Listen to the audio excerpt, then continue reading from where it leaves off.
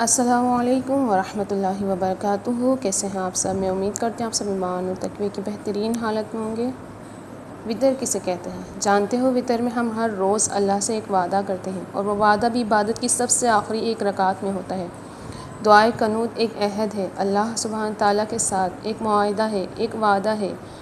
اللہم اہدنی، اے اللہ تو مجھے ہدایت دے کر ان میں داخل کر، فی من ہدیت، جنہیں تو نے ہدایت دی، وعافنی فی من عافیت، اور مجھے عافیت دے کر ان میں شامل کر جنہیں تو نے عافیت دی، وتولنی فی من تولیت، اور میری سرپرستی فرما ان لوگوں میں جن کی تو نے سرپرستی فرمائی، وبارک لی فی ما اعطیت، اور میرے لیے ان چیزوں میں برکت فرما جو تو نے عطا کی، وقنی شر ما قضیت، اور میرے لیے ان چیزوں میں برکت فرما جو تو نے عطا کی، اور مجھے ان فیصلوں کے شر سے بچا۔ فَإِنَّكَ تَقْضِي وَلَا يُقْضَىٰ عَلَيْكَ، اس لیے کہ تو ہی فیصلہ کرتا ہے اور تیرے فیصلے کے خلاف کوئی فیصلہ نہیں ہو سکتا۔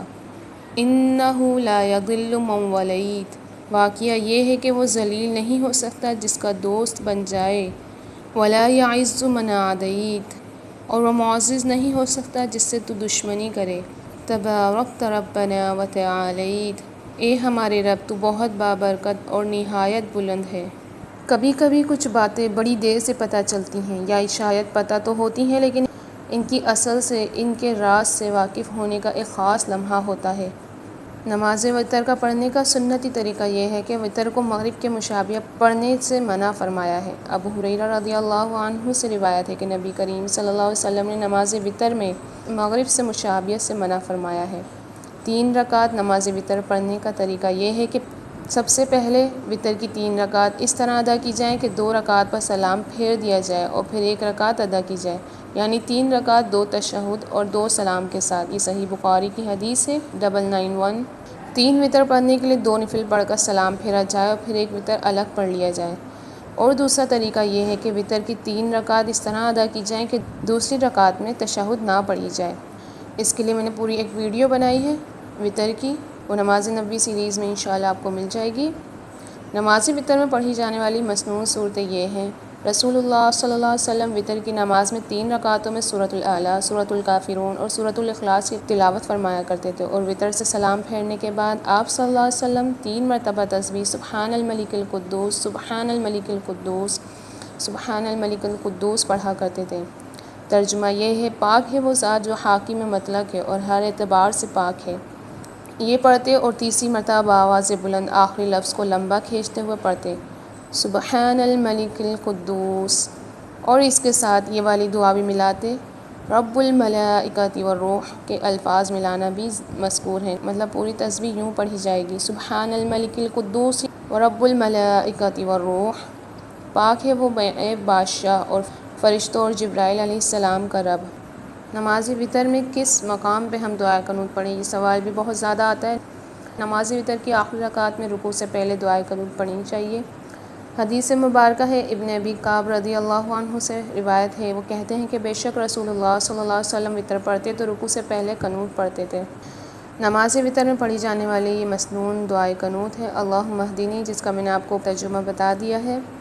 اے اللہ مجھے ہدایت دے ان لوگوں کے ساتھ جن کو تو نے ہدایت دی، مجھے عافیت دے ان لوگوں کے ساتھ جن کو تو نے عافیت دی، مجھ کو دوست بنا ان لوگوں کے ساتھ جن کو تو نے دوست بنایا، جو کچھ تو نے مجھے دیا ہے اس میں برکت عطا فرما، اور مجھے اس چیز کے شر سے بچا جو تو نے مقدر کر دی ہے، اس لیے کہ تو حکم کرتا ہے، تجھ پر کوئی حکم نہیں چلا سکتا، جس کو تو دوست رکھے وہ ذلیل نہیں ہو سکتا، اور جس سے تو دشمنی رکھے وہ عزت نہیں پا سکتا۔ اے ہمارے رب تو برکت والا ہے، بلند و بالا ہے۔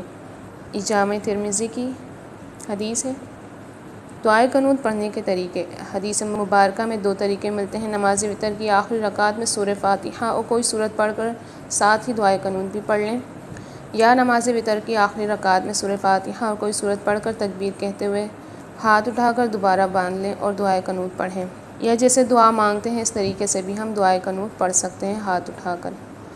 دعائے قنوت پڑھنے کے بعد درود ابراہیمی اور دیگر دعائیں پڑھنا بھی صحابہ کرام سے ثابت ہیں۔ ایک بات یاد رکھیں، چونکہ دعاؤں میں درود ابراہیمی پڑھنے کا حکم ہے، اس لیے دعائے قنوت کے بعد بھی درود ابراہیمی پڑھنا صحابہ کرام سے ثابت ہے، لہذا مستحب یہی ہے کہ دعائے قنوت پڑھنے کے بعد کم از کم ایک بار درود شریف ضرور پڑھ لیں۔ کوشش تو تہجد کے وقت اٹھنے کی کرنی چاہیے، لیکن اگر اس وقت نہ اٹھ سکنے کا اندیشہ ہو تو بعد نماز وتر کی 2 رکعتیں پڑھ لینے سے اگر تہجد میں نہ اٹھ سکیں تو یہ 2 نفل تہجد کی طرف کافی ہو جائیں گے، جیسا کہ حدیث میں ہے۔ حضرت ثوبان رضی اللہ عنہ سے روایت ہے کہ رسول اللہ صلی اللہ علیہ وسلم نے فرمایا، تہجد کے لیے رات کو بیدار ہونا مشکل اور گرا ہوتا ہے۔ جب تم میں سے کوئی وتر پڑھے تو اسے چاہیے کہ 2 رکعت بھی ان کے بعد پڑھ لے۔ اگر تہجد کے لیے بیدار ہوا تو قسمت، اگر نہ اٹھ سکا تو یہ 2 رکعت اس کے لیے کافی ہوں گے۔ لیکن کوشش کریں کہ نماز وتر عشاء کی نماز کے ساتھ نہ پڑھیں۔ عشاء کی نماز سے پہلے تہجد کی رکعت ادا کر لیں اور پھر وتر پڑھیں۔ جیسا کہ میں نے آپ کو بتایا، اس کی پوری ویڈیو موجود ہے چینل پر، آپ ضرور دیکھ لیے گا۔ انشاءاللہ آپ کو پوری ڈیٹیلز مل جائے گی تہجد کی۔ جو تہجد میں نہ اٹھ سکتے ہیں وہ کوشش کریں کہ عشاء کی نماز کے ساتھ ہی تہجد کے نفل بھی ادا کر لیں۔ تہجد کے نفل کم سے کم 2 اور زیادہ سے زیادہ 8 اور 12 ہوتے ہیں، لیکن 8 رکعت زیادہ افضل ہے پڑھنا۔ اور جن کو یقین ہو کہ وہ تہجد میں ضرور اٹھیں گے تو وہ وتر نہیں پڑھیں گے، وہ تہجد پڑھنے کے بعد ہی وتر کی نماز پڑھیں گے۔ اور تہجد کی نماز کے لیے سونا بھی ضروری نہیں ہوتا ہے۔ یہ بہت زیادہ عوام میں بات پھیلی ہوئی ہے کہ تہجد کی نماز کے لیے سونا لازمی ہے، تو ایسی کوئی حدیث نہیں ملتی ہے کہ سونا لازمی ہوتا ہے تہجد کی نماز کے لیے۔ اگر آپ کسی وجہ سے جاگے ہوئے ہیں تو آپ تہجد ادا کر سکتے ہیں۔ وآخر دعوانا الحمد للہ رب العالمین۔ السلام علیکم ورحمۃ اللہ وبرکاتہ۔